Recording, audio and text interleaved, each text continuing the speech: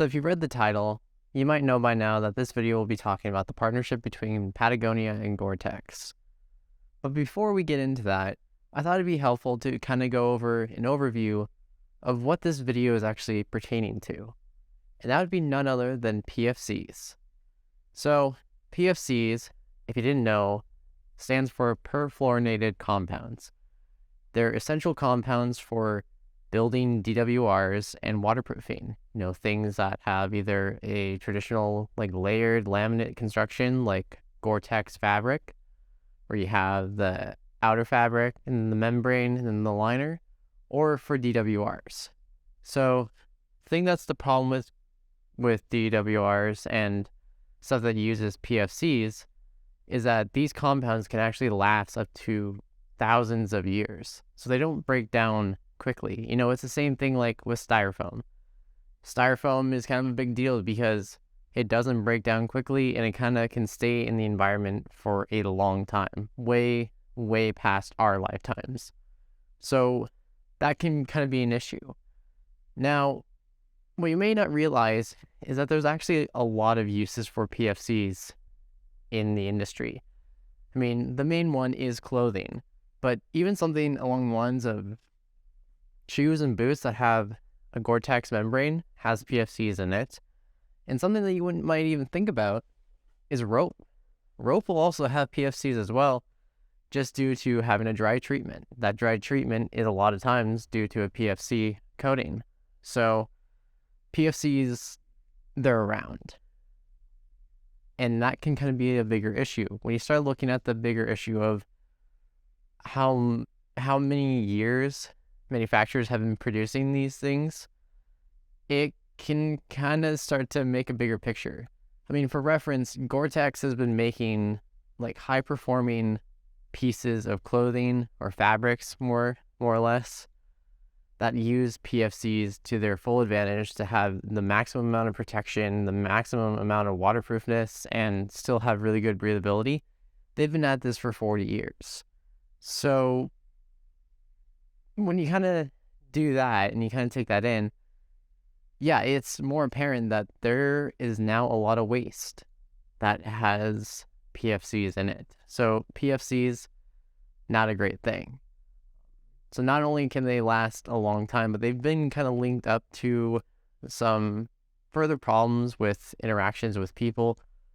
And there still needs to be more research to find out the extent of the pollution of PFCs, but, traces of PFCs have been found in the environment and in us, and that's kind of alarming in ways, just because you don't really know how widespread this pollution is or how dangerous it is. But like I said, once you start to put the picture together, you realize it's a problem. So that's kind of a general overview of PFCs. And yeah, it is definitely a problem. But that's where we're going to get into this video of how do we break away from PFCs and how Patagonia is approaching it and how GORE-TEX fits in. So with that being said, let's get right into the actual video. Okay, so let's start off with Patagonia. Where do they fit into this? Well, as you know, Patagonia is a gear manufacturer. They specialize more in clothing, but they do make backpacks and a lot of other things. But because of where Patagonia is and where their company is more of making durable and long-lasting stuff that also can survive the harshest environments, a little bit of the brand's history and why it's called Patagonia is because they wanted to create gear that would survive in the Patagonia environment. So you have to have really strong and versatile gear. Well, waterproofing kind of plays a big role in that. When you have pieces of gear, you need them to be waterproof so you can braid the elements better, not get soaked and just get starting just chilled. So waterproofing is a big thing. And going back, Patagonia has been making waterproof solutions for a long time. Again, it kind of goes into that whole thing of, how long has a company been at this? So Patagonia has been making waterproof clothing for a while. But in 2006, Patagonia started putting their efforts into breaking away from PFCs and PFOAs. Now, PFOAs are basically like another version of PFCs. PFCs is more the general term for it, where PFOAs are kind of the more specialized. Because all these are compounds, it just kind of means that the chain was more complex with PFOAs and they have slightly different uses. But all you need to know is that it's all waterproofing, and like oil resistance, I think, is another one.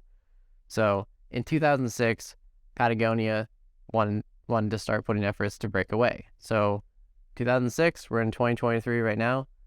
So they've been kind of at this for a while now.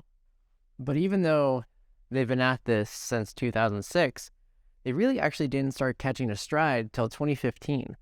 Because in 2015, that's when Patagonia actually started putting off R&D trials for PFC-free DWR. Now, this was just a stepping stone, because this is just the DWR. This is the coating on the jackets that gives it its waterproofness or its extra waterproofness. It's not the membrane, but it's the DWR. But it is kind of a longer gap between 2006 and 2015. And sure, some events happen in there. They tried breaking away from things and they tried going away with different solutions. But because Patagonia is very specific about what they need to have a certain level of performance, it can take a little while to find that right solution. So that's kind of the story here, is that you're seeing this big gap because they haven't found what they were looking for yet. But like I said, 2015 is when they started kicking off R&D trials for a DWR. And then we even jump even further to 2019, and that's when the first products that are using this PFC-free DWR are coming out. Now, it's just very specialized products, and we're talking specialized, we're talking like pack rain covers. Like, it's very specialized, and it was just kind of their first testing, because as a company, you don't really want to go all out with one thing, even though it might be the solution to the one thing. It's a dangerous thing to do, so they obviously needed to test it and get it in consumers' hands first, so then they can really get some feedback, and then they could go farther. And that's where we see in 2021, where Patagonia has now released their first PFC-free technical gear with a waterproofing, we're talking a 3-layer construction and DWR. And that release was actually this. So this is the dual aspect jacket, and underneath are the dual aspect bibs. This was Patagonia's release in 2021 that kind of made them get on the map a little bit more, because this was a first fully constructed waterproof piece that was all PFC free. We're talking the membrane and the DWR. And what was a big pivotal moment for that was that this really did not have any compromise in performance. So a lot of going into this was, well, how good is the waterproofing going to be? And is it just going to end up failing after a little while? Well, the dual aspect seemed to answer all those questions and answer them loudly with, it performs at the same level, if not a little bit higher. So that was kind of a big step for Patagonia to start this transition. They needed to also prove to the people that they could build something themselves to have PFC free that would just be at the same level of performance. And again, that is what you do see here. Dual aspect doesn't use any of GORE-TEX products. It uses all Patagonia's in-house solutions. So that is H2No. But within that, they made a really good piece that is very waterproof, and it performs at a really high level. So that's what kind of happened in 2021. So 2021 was kind of a big pivotal year for them to get the dual aspect out, to show that PFC free is not bad. It works just as good. But in 2022 is when we see a bigger shift of them trying to get more and more of their products switched over to PFC free. By that point, 66% of all of Patagonia's products are coming with a PFC free DWR. So Patagonia is having a goal by 2023 that all H2No performance standard Alpine rainwear will be 100% PFC free. And then by 2024, Patagonia is shooting for a goal to have 100% of their products be PFC-free, whether it be DWR or waterproofing. And there's a little bit of a caveat to that waders, fishing waders, will be by 2025 just due to their a little bit more of complexion in their design. But for everything else from Patagonia, what they make, everything will be PFC-free, 100%. But you might be wondering, where does GORE-TEX fit into all of this? Like, yeah, it's great that Patagonia has gotten this far from breaking away from PFCs, but this video is called Patagonia and GORE-TEX. So where do they fit in? Well, within the past few years, Gore has also been in the conversation from switching away from PFCs. You know, Gore is one of the most reputable brands when it comes to waterproofing. They have a long history with the industry and providing lots of brands with proven materials for waterproofing. So for GORE-TEX to switch to PFC-free, that would be a pretty big deal. And that's what we're kind of seeing. So in 2020, Gore and GORE-TEX kind of set the absolute carbon reduction targets for their brand. So one of those targets that was in that kind of plan was launching expanded polyethylene. Now, you might be wondering, what is expanded polyethylene? Well, it's a membrane. So expanded polyethylene is this new membrane that GORE-TEX created, which is waterproof and it's PFC-free. Now, it's a really cool product, and we'll get more into it, but it's really cool that this product was able to fit in their plan, and it fits in their plan pretty well because actually expanded polyethylene has less carbon in it, so it plays right into their whole reducing their carbon footprint. So EPE, or expanded polyethylene, was a win for GORE-TEX. Now, what happens when two titans of the industry get together and collaborate? Well, you end up with something like this.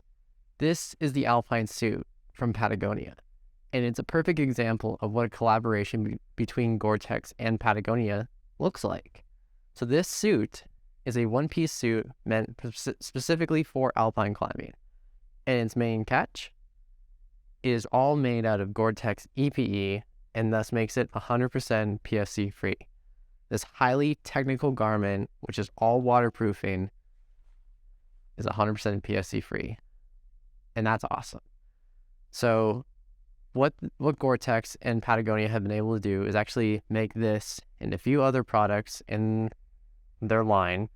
You know, that ranges from this, the Alpine Suit, to a new jacket that's coming out for alpine climbing called the Super Free Alpine Jacket, the Triolay Jacket, which are jackets that are already on Patagonia's website. They are getting updated with GORE-TEX EPE. It'll be the jacket and pants. And then the snow side is also getting an update with the new Untracked kit and Storm Shift kit. So there's a big thing going on right now with a lot of garments coming to Patagonia for fall 23 that shows off the partnership between GORE-TEX and Patagonia. So it's really cool to see what was able to happen. And this is a big step in terms for Patagonia really breaking away and from the use of PFCs. You know, now you have GORE-TEX jumping on and saying, hey, you know, we have this material. Would you guys be interested in collaborating and building some awesome silhouettes that use this material to its best and see where it gets us? And that's kind of what this collaboration is. You know, it's more of a story of what's able to happen when two companies that have kind of same orientated goals want to do to make the industry better. And it really does show, because now, you know, there is no guesstimation with things of how it's going to be performing. You know, that was kind of a weird thing with the PFC stuff, the PFC-free stuff that Patagonia was making before, with like even the dual aspect. You know, there was always that question, well, is it going to be as good as regular GORE-TEX? Whereas this GORE-TEX EPE performs at a really high level, and it's actually got some benefits. You know, I mentioned that it was reduced. It has a reduced carbon footprint. That also means it makes it lighter. It's lighter than a standard GORE-TEX laminate. So that's really cool. It's also stronger. It's got a better lattice structure in there to make it, I don't know if it's exactly lattice, but it's stronger. So that's really cool to see.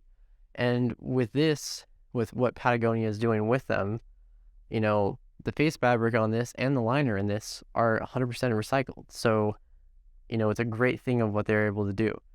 And what makes this so cool is that Patagonia is now jumped onto this because it meets their standards in terms of like how, it's recycled and it's PFC free, but also meets their standards and performance. So GORE-TEX EPE is the real deal. It is just as good as any GORE-TEX stuff, if not a little bit better. I believe they were saying that it was performing just slightly outperforming the regular GORE-TEX membrane. So it's really cool to see that there is this technology now that is PFC free and is performing at the same high level.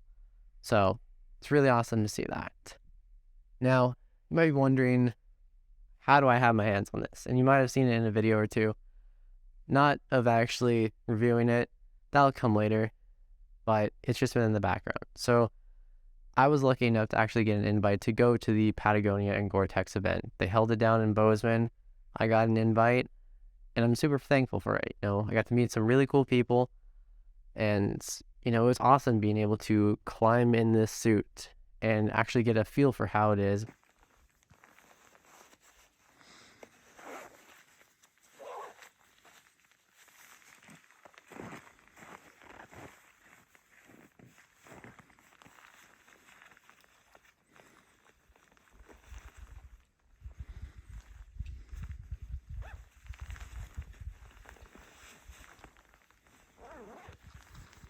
But also go back and hear, the sides of the stories from both brands, from Patagonia and Gore, to hear, how long it took them to get to something like this and what it really means to have something like this.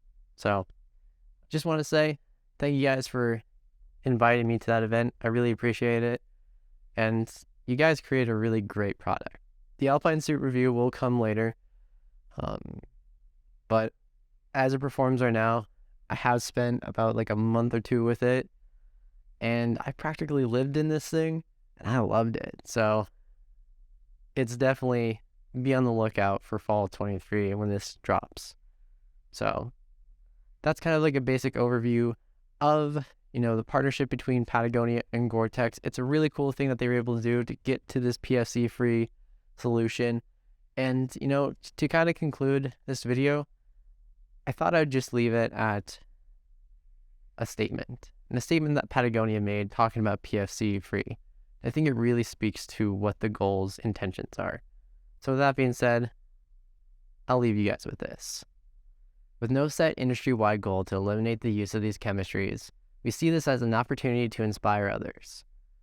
By working within a shared supply chain and encouraging other apparel brands to utilize solutions we vetted and adopted, we hope to enable large-scale changes and success in more PFC-free products throughout the industry.